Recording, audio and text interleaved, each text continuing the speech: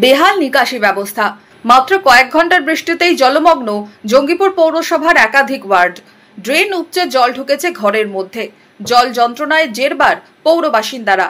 শুক্রবার রাতে কয়েক ঘন্টা বৃষ্টিতেই জলমগ্ন হয়ে পড়ে জঙ্গিপুর পৌরসভার 3, 10, 17, 18, 19, 20 নম্বর ওয়ার্ডের বিস্তীর্ণ এলাকা।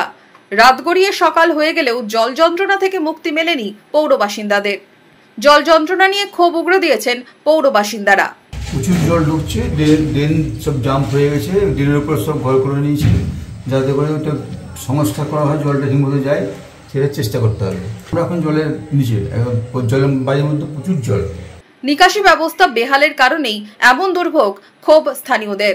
দেখে এই জলে ভাসতে হচ্ছে, কি অবস্থা, কি করে খাবো, কোনখানে রাখবো, কোনখানে খাবো। কালকে যা জল হয়েছে তা হয়েছে, আর সারা জীবনে আমাদের পাড়ায় জল। চেয়ারম্যানও দেখে না, মেম্বারও আসে না, দেখে না, কেউই দেখে না। এই যে এত হয়েছে, মেম্বার আসবে না, তো চেয়ারম্যানও আসবে না, দেখবে না। জল জমে রয়েছে খোদ চেয়ারম্যানের ওয়ার্ডে। 20 নম্বর ওয়ার্ডের কাউন্সিলর চেয়ারম্যান মফিজুল ইসলাম।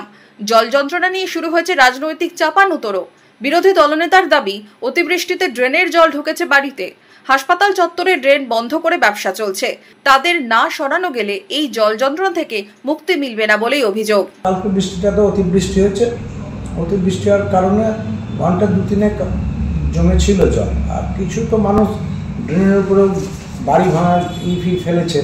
টোটাল হাসপাতাল চত্বরে যে দোকান বসে আছে বা ড্রেনকে বন্ধ করে ব্যবসা চলছে বিভিন্ন দোকানদারদের, যতক্ষণ পর্যন্ত পরিষ্কার না করবে ততক্ষণ পর্যন্ত শহরবাসীকে ভুগতেই হবে। প্রশাসনকে আরও সক্রিয় হতে হবে এবং অবশ্যই উচ্ছেদ করতে হবে। নিজের ওয়ার্ডেই জল জমে থাকায় অস্বস্তিতে পড়েছেন খোদ চেয়ারম্যান। চেয়ারম্যানের দাবি, রাত থেকে জল দ্রুত নামানোর কাজ শুরু হয়েছে। সকাল থেকেই পৌর কর্মীরা কাজে লেগেছেন। কালকের মধ্যেই সব জায়গা থেকে জল নেমে যাবে দাবি চেয়ারম্যানের। লাগাতার 3 ঘন্টা বৃষ্টি হয়েছে। সেই বৃষ্টিতে কিছু এলাকা নিচু জায়গা যেগুলো আছে সেগুলো একটু জল রাস্তার উপর দাঁড়িয়ে গেছে।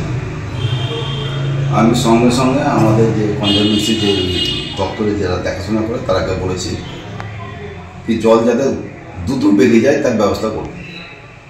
আমি আমার স্টাফ যথারীতি লেগেছে, সকাল থেকে চারিদিকে লেগেছে জল ক্লিয়ার করার জন্য।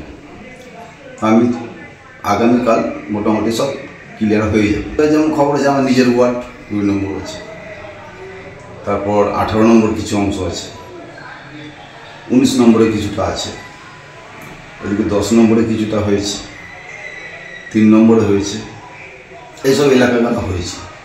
তো আমি চাইব দ্রুত যাতে জলগুলো বেরিয়ে যায় তার ব্যবস্থা আমি লেবার লাগিয়ে দিয়েছি, হয়ে যাবে।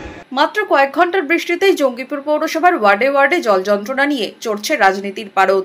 কবে এই সমস্যা থেকে স্থায়ী সমাধান মিলবে সেদিকেই তাকিয়ে জঙ্গিপুরের পৌর বাসিন্দারা। জঙ্গিপুর থেকে বিপ্লব দাসের রিপোর্ট, মধ্যবঙ্গ নিউজ।